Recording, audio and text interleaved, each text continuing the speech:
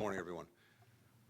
Just a few minutes ago, I had the great pleasure of speaking to 7 Americans who are now free from their imprisonment or detention in Iran, out of prison, and now in Doha, en route back to the United States to be reunited with their loved ones. 5 of the 7, of course, had been unjustly detained, imprisoned in Iran, some for years. 2 others had been prevented from leaving Iran. I spoke to them after they landed in Doha. I can tell you that it was, for them, for me, an emotional conversation. It's easy in the work that we do every day sometimes to get lost in the abstractions of foreign policy and relations with other countries, and forgetting the human element that's at the heart of everything we do. But today, their freedom, the freedom of these Americans for so long unjustly imprisoned and detained in Iran, means some pretty basic things. It means that husbands and wives, fathers and children, grandparents can hug each other again, can see each other again, can be with each other again. So it's a day that I'm grateful for.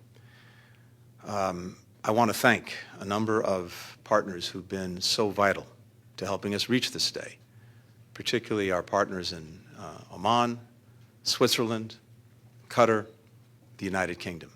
Each has played a very important role in enabling us to free our fellow citizens. I'd also like to thank an extraordinary team at the State Department and throughout the United States government that has been working to achieve this result for years now. As happy as we are at the freedom of our fellow citizens, we also are thinking today of Bob Levinson, who is not among them and who is presumed deceased. Bob's legacy, however, lives on. It lives on powerfully in the Levinson Act, which has given us new and important tools to help crack down on and deter the practice of taking Americans unlawfully, to try to turn them into political pawns, and to abuse the international system in that way. One of the things that I heard in my conversation with our fellow citizens who are now free is their own determination, their own commitment, their own conviction to continuing this work, to making sure that other Americans who are unjustly detained anywhere in the world come home. To date, under this administration, we have now brought 30 Americans home from places around the world where they were being unjustly detained. That work will continue.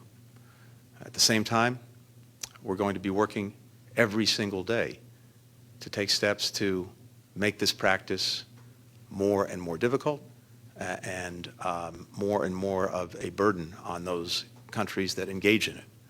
And you'll see in the days ahead, here in New York at the United Nations, our efforts to work with other countries to do just that. But for today, for this moment, it's very good to be able to say that our fellow citizens are free after enduring something that I think it would be difficult for any of us to imagine, that their families will soon have them back among them, and that in this moment, at least, I have something very joyful to report.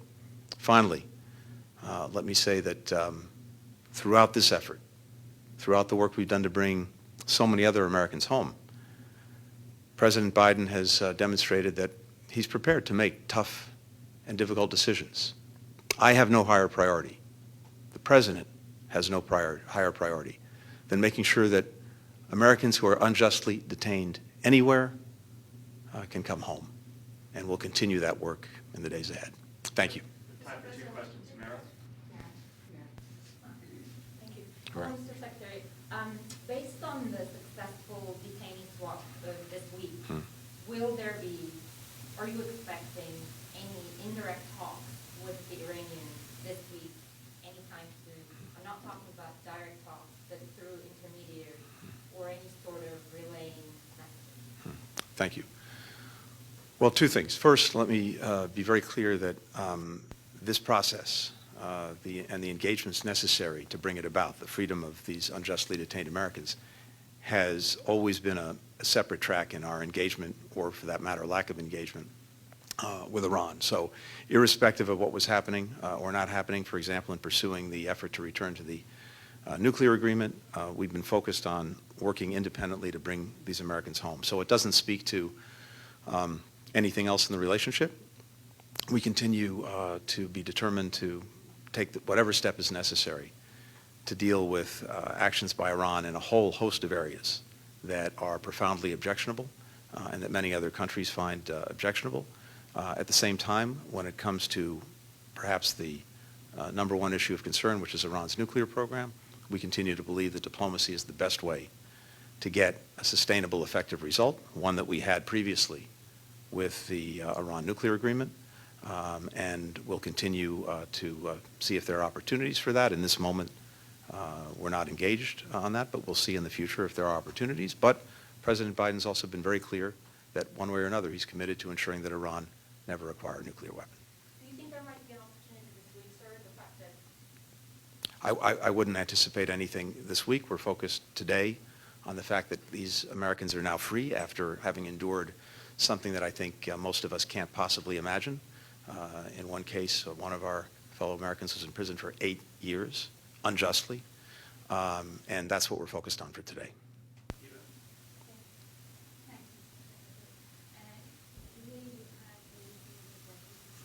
Hmm.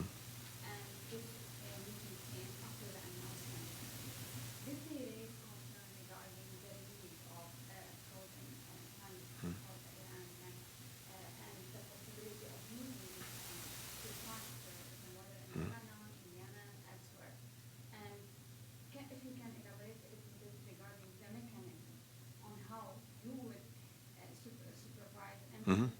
the use of these funds for humanitarian purposes? Great. Thank you. In fact, when we met with our GCC colleagues, our fellow Americans had not yet arrived in Doha, so we didn't want to get ahead of that process.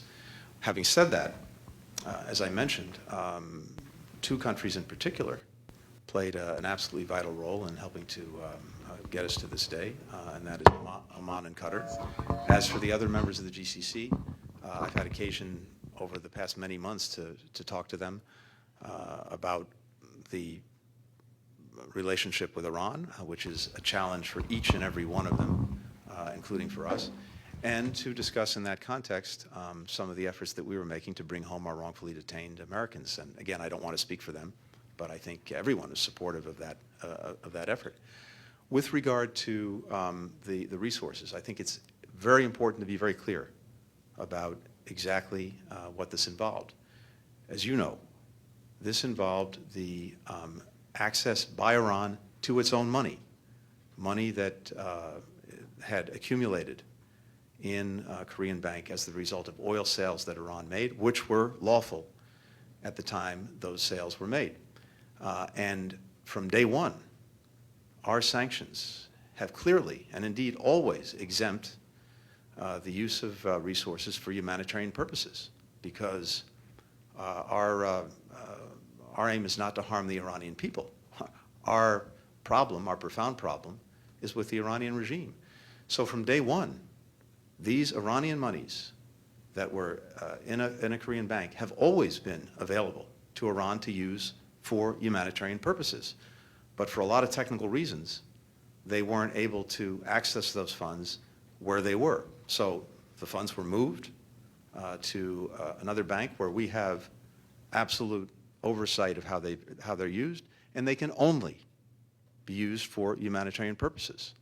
And we have absolute confidence in the process and the system that's been set up.